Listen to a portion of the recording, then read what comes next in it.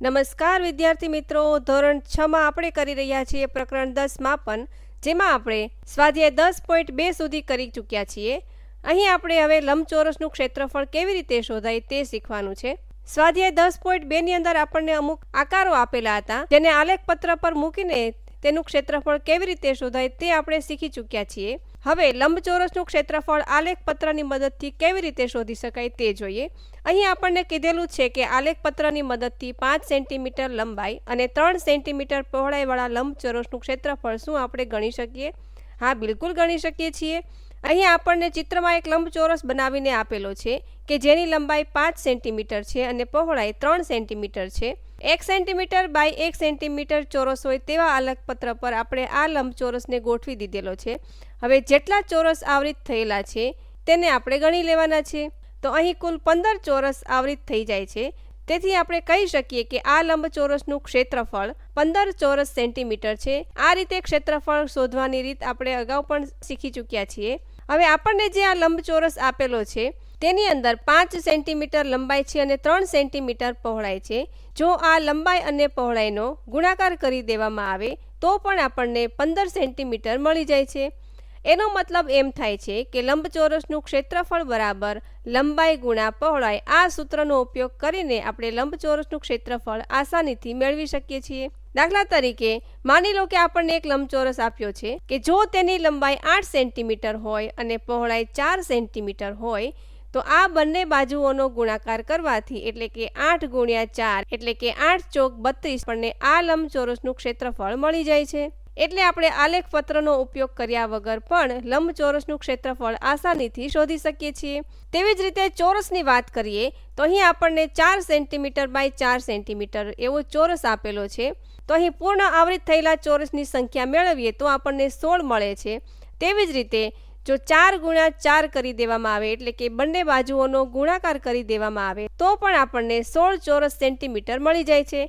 આનો મતલબ એમ થાય કે ચોરસનું ક્ષેત્રફળ બરાબર બંને બાજુઓનો ગુણાકાર થાય છે. દાખલા તરીકે માની લો કે આપણી પાસે આવો એક ચોરસ આપેલો છે. જો તેની બાજુઓ 5 સેન્ટીમીટરની હોય તો આપણે બે બાજુઓનો ગુણાકાર કરી દેવાનો છે. એટલે કે ક્ષેત્રફળ બરાબર 5 ગુણ્યા 5 બરાબર 25 ચોરસ સેન્ટીમીટર આ ચોરસનું ક્ષેત્રફળ થઈ જશે.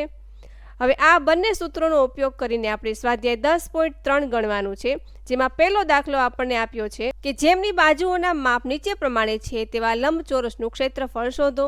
તો સર્વપ્રથમ આપણને 3 સેન્ટીમીટર અને 4 સેન્ટીમીટર આવો એક લંબચોરસ આપી દીધેલો છે. જો તેને આપણે આલેખપત્ર પર મૂકીએ તો આપણને 12 ખાના આવરિત થઈ જાય છે એવી રીતે મળી જાય છે. એનો મતલબ એમ કે આલેખપત્રની દ્રષ્ટિએ આ લંબચોરસનું ક્ષેત્રફળ 12 ચોરસ સેન્ટીમીટર થાય છે. હવે આપણે સૂત્રનો ઉપયોગ કરીએ તો અહીં લંબાઈ 4 સેન્ટીમીટર છે અને પહોળાઈ 3 સેન્ટીમીટર છે. એટલે કે લંબાઈ ગુણ્યા પહોળાઈ કરીએ તો 4 સેન્ટીમીટર ગુણ્યા 3 સેન્ટીમીટર બરાબર 12 ચોરસ સેન્ટીમીટર. ક્લિયર બાળકો? બીજા નંબરનું જોઈએ તો તેમાં 12 મીટર અને 21 મીટર આપેલા છે. અહીં ખાસ ધ્યાન રાખવાનું છે કે બંને માપની અંદર એકમો સરખા જ હોવા જોઈએ. તો માની લો કે અહીં આપણને આવું એક મેદાન આપેલું છે. તો તેનું ક્ષેત્રફળ શોધવા માટે આપણે બંને બાજુઓનો ગુણાકાર કરી દઈએ એટલે કે 12 મીટર ગુણ્યા 21 મીટર. હવે ગુણાકાર કરીશું તો આપણને મળી જશે જે એકમની અંદર માપ આપેલા હોય જવાબમાં પણ આપણે તે જ એકમ લખવાનો રહેશે. તે ખાસ ધ્યાન રાખવાનું છે.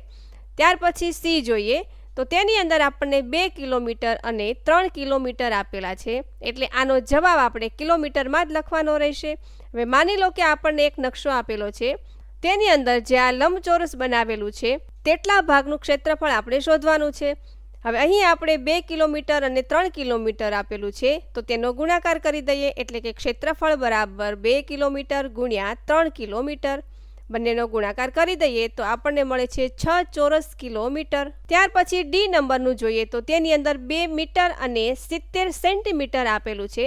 અહીં બંનેના માપ અલગ અલગ છે. તો આ દાખલો આપણે 2 સ્ટેપમાં કરવો પડશે. પહેલા સ્ટેપની અંદર સર્વપ્રથમ આપણે એકમોને સમાન બનાવવાના રહેશે. એટલે કે આપણે 2 મીટરને સેન્ટીમીટરમાં ફેરવી દઈશું. હવે આપણને ખબર છે કે 1 મીટર બરાબર 100 સેન્ટીમીટર થાય છે. તો અહીં આપણને 2 મીટર આપેલા છે તો તે 200 સેન્ટીમીટર થઈ જશે. તો હવે આપણી પાસે માપ છે 200 સેન્ટીમીટર અને 70 સેન્ટીમીટર. બીજા સ્ટેપની અંદર આપણે સૂત્રનો ઉપયોગ કરીશું. તો ક્ષેત્રફળ બરાબર 200 સેન્ટીમીટર ગુણ્યા 70 સેન્ટીમીટર.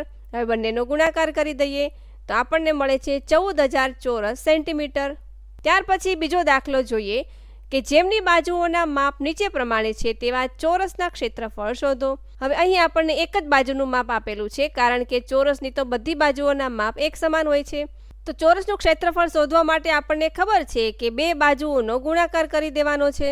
તો સર્વપ્રથમ આપણે 10 સેન્ટીમીટર વાળો ચોરસ લઈએ, તેનું ક્ષેત્રફળ શોધવા માટે બે બાજુઓનો ગુણાકાર કરી દઈએ, એટલે કે 10 સેન્ટીમીટર ગુણ્યા 10 સેન્ટીમીટર. તેથી આપણને મળશે 100 ચોરસ સેન્ટીમીટર અથવા તો સેન્ટીમીટરનો વર્ગ, અથવા તમે એમ પણ કહી શકો કે સેન્ટીમીટર સ્ક્વેર. ત્યાર પછી 14 સેન્ટીમીટર વાળો ચોરસ લઈએ તો ક્ષેત્રફળ બરાબર 14 સેન્ટીમીટર ગુણ્યા 14 સેન્ટીમીટર. તો જવાબ મળશે 196 ચોરસ સેન્ટીમીટર. ત્યારબાદ 5 મીટર વાળો ચોરસ લઈએ તો ક્ષેત્રફળ બરાબર 5 મીટર ગુણ્યા 5 મીટર બરાબર 25 ચોરસ મીટર. એકમ લખવામાં ખાસ ધ્યાન રાખવાનું છે બાળમિત્રો કે જે એકમની અંદર પૂછેલું હોય તે એકમમાં જ જવાબ લખવાનો રહેશે. ત્યાર પછી ત્રીજો દાખલો જોઈએ કે 3 લંબચોરસની લંબાઈ અને પહોળાઈના માપ અહીં આપેલા છે. હવે કોનું ક્ષેત્રફળ સૌથી વધુ અને કોનું ક્ષેત્રફળ સૌથી ઓછું છે તે કહેવાનું છે. હવે તે આપણને ત્યારે જ ખબર પડશે કે જ્યારે બધાના ક્ષેત્રફળ આપણે શોધી લઈએ. તો સર્વપ્રથમ એ નંબરનું લઈએ તો તેમાં 9 મીટર લંબાઈ છે અને પહોળાઈ 6 મીટર છે. તો ચાલો તેની ગણતરી કરી લઈએ. તો ક્ષેત્રફળ બરાબર 9 મીટર ગુણ્યા 6 મીટર. તો ગુણાકાર કરી દઈએ તો આપણને મળી જશે 54 ચોરસ મીટર. બી નંબરનું જોઈએ તો તેમાં 17 મીટર અને 3 મીટર આપેલા છે. તો ક્ષેત્રફળ બરાબર 17 મીટર ગુણ્યા 3 મીટર. તો કુલ ક્ષેત્રફળ મળે છે આપણને 51 ચોરસ મીટર. ત્યાર પછી સી નંબરનું જોઈએ તો તેમાં 4 મીટર અને 14 મીટર આપેલા છે. તો ક્ષેત્રફળ બરાબર 4 મીટર ગુણ્યા 14 મીટર. હવે ગુણાકાર કરી દઈએ તો આપણને મળે છે 56 ચોરસ મીટર. હવે બધાની સરખામણી કરીએ તો સર્વપ્રથમ આપણને 54 ચોરસ મીટર મળે છે, ત્યાર પછી 51 ચોરસ મીટર મળે છે અને છેલ્લે 56 ચોરસ મીટર મળે છે.